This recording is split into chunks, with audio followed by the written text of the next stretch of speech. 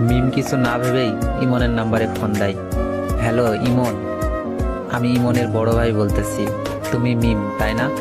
ইমন তোমার কথা বলেছে, এখনো বাইরে আছে বন্ধুদের সাথে, পরে ফোন দিও। আপনি এরকম কেঁদে কথা বলছেন কেন? আমার কিন্তু ভয় হচ্ছে। আরে আমাদের বাড়িতে একজন মুরব্বি মারা গেছে, তাই ওনার জন্য মন খারাপ। আর কাল এক্সাম ভালো করে দিও। ওকে ভাইয়া, ইমন এলে আমার কথা বলবেন। মিম কিছুই বুঝছে না, ইমনকে কি সে ভালোবাসে? এক্সামের কথা মনে পড়তেই পড়তে বসে যায়। মিম পড়ায় নাম মন বসালেও জোর করে পড়ছে। হঠাৎ ঘুমের দেশে হারিয়ে যায় সে।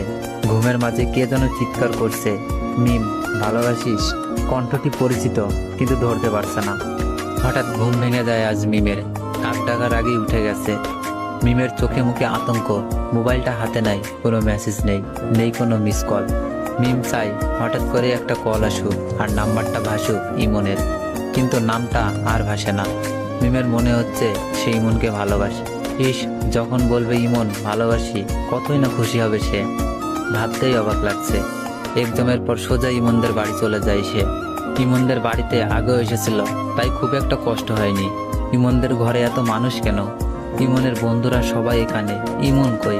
আগের বার এসেছিল, তখন তো ইমন কত খুশি হয়েছিল। ইমনের ভাই মিমকে এগিয়ে নিয়ে যাচ্ছে ইমনকে দেখাবে বলে, কিন্তু মিমের মনে খটকা, এদিকে তো গোরস্থান, এখানে কেন আনতাছে? ইমনের ভাই পকেটে হাত দেয়, একটা ছেঁড়া পাতা দেয় মিমের হাতে। কাগজটি পড়তে শুরু করে। হ্যাঁ, এটা ইমনের লেখা। কেমন আছিস মিম? আশা করি ভালো থাকারই কথা। ভাইয়া চেয়েছিল তোকে জানাতে, আমার অবস্থা ভালো না, কিন্তু তোর এক্সামের এমনিতেই অনেক ক্ষতি করে ফেলেছি, তাই আর জানাইনি। এক্সাম কেমন হয়েছে? ও সরি, আমি তো আর বললেও শুনতে পাবো না। সম্ভবত তুই আমার কবরের পাশে দাঁড়িয়ে। জানি না কোনখানে কবর দেওয়া হয়েছে, তবে আমি খুশি হয়েছি এই ভেবে যে আর তোকে ডিস্টার্ব করব না। আসলেই তোকে অনেক ডিস্টার্ব করেছি, মাফ করে দিস। আর হ্যাঁ, রনি অনেক ভালো এবং হ্যান্ডসাম, তোর সাথে মানায়। সেদিন তোদের দুজনকে পার্কে দেখেছিলাম, খুব খুশি হয়েছিলাম। আবার তোদের দুজনকে একসাথে দেখে রাগও হচ্ছিল। আর ও সরি, তোর এমনিতেই অনেক টাইম নষ্ট করেছি। সামনের এক্সামগুলো ভালো করে দিস। আর একটা কথা, নাফা কাজ করেছে, আমার সব ব্যথা দূর করে দিয়েছে। থ্যাঙ্কস, মাফ করে দিস। আর একটা কথা, রাগ করিস না, ভালোবাসিস মিম। আবার সরি, আর জীবনেও বলবো না। এই কানে ধরছি, বোরিং বোরিং। মিম ধপ করে ইমনের কবরের পাশে বসে পড়ল আর চিৎকার করে কান্না করছে।